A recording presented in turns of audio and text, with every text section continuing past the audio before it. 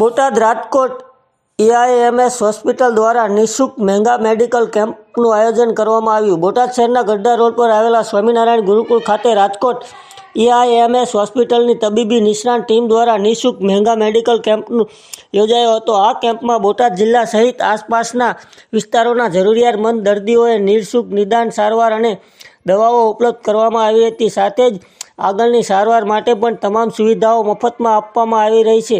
કેમ્પનું ઉદ્ઘાટન રાજ્યસભાના સાંસદ કેસરીસિંહ, જિલ્લા પંચાયત પ્રમુખ જેઠીબેન પરમાર, સુરેશભાઈ ગોધાણી, એપીએમસી ચેરમેન મનહરભાઈ માતરિયા, મધુસૂદન ડેરીના ચેરમેન ભોળાભાઈ રબારી, ઘનશ્યામભાઈ વિરાણી, નગરપાલિકા પ્રમુખ ધર્મિષ્ઠાબેન જોટાણીયા તથા સંતો દ્વારા દીપ પ્રાગટ્ય કરીને કરવામાં આવ્યું હતું. કેમ્પમાં મોટી સંખ્યામાં વિવિધ પ્રકારના દર્દીઓએ લાભ લીધો હતો.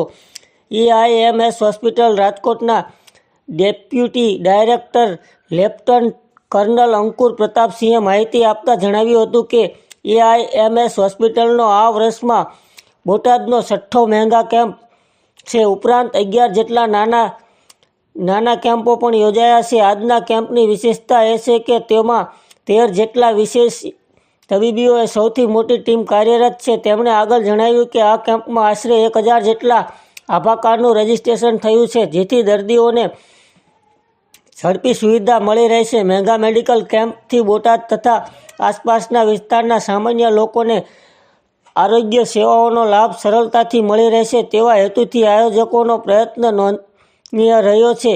અહેવાલ રોહિત આર જતાપરા. વધારે સમાચાર જોવા માટે અમારી ચેનલને લાઇક, શેર અને સબસ્ક્રાઈબ કરો.